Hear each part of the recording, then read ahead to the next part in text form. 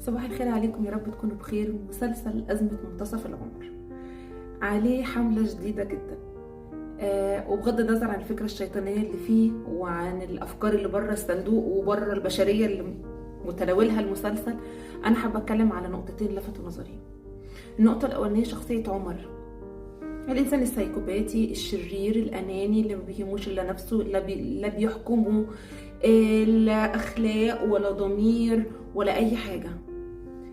والبنت التانية اللي اتجوزت عزت، اللي خطفته من فيروز وتسببت في انه كان هيخسر بنته، وتسببت في انه كان البيت هيتخرب بينه وبين فيروز، وفيروز اللي ضحت بشبابها وبحياتها مع عزت وقعدت تربي له بنته، مشيت وسابت البيت والحياة كلها كانت هتتدمر، ومريم وفيروز وعزت والدنيا كلها، العيلة كلها كانت هتتدمر بسبب البنت دي، مش فاكرة اسمها ايه. الاتنين عمر والزوجة التانية لعزت بيجمعهم نقطة واحدة، هي سوء التنشئة. تعالوا كده نركز مع عمر. عمر عنده مشاكل مع أمه، والده متوفي وعنده مشاكل مع أمه، محروم من حنان الأم، شخصية فاضية، شخصية عندها خلل نفسي. البنت في لقطة عدت، مش عارفة انتبهتوا عليها ولا لا، انها بتكلم ابوها في التليفون ان ابوها مسافر ودايما مش موجود، وبيكلمها كل سنة مرة مكالمة تليفون، فدايما البنت بتدور على راجل كبير تلاقي فيه صورة الاب. اللي عايزة استغله بطريقة ايجابية بغض النظر عن حكمنا عن المسلسل ايه، ان قد ايه دور الاب والام بيفرق في حياة الانسان، ولما يكبر قد ايه الموضوع بيكبر معاه.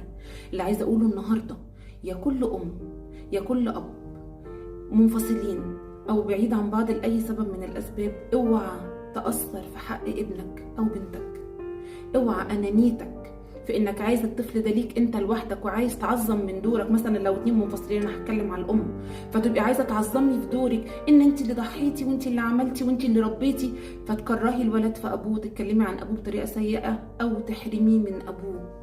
والعكس صحيح، لو الاب اللي بيربي والام هي اللي مش موجودة، احنا كده بنكسر اولادنا. شوفوا عمر وشوفوا البنت مرات عزت التانية، وده نموذج قليل جدا من بلاوي كتير بتحصل في المجتمع بسبب عدم وجود وتوافر دور الاب والام. حتى لو منفصلين لازم يفضل دور الام ودور الاب، اعتبروها رسالة، اعتبروها رجاء، اعتبروها اي شيء. حكم عقلك، انفصلتوا، عندك مشكلة معاه، مع ألف سلامة، كل الحب والتقدير والاحترام، كملي حياتك لوحدك، بس ما تنسيش ان الطفل ده جزء منه ومحتاجه وهيفضل محتاجه، وذنبه هيكون في رقبتك.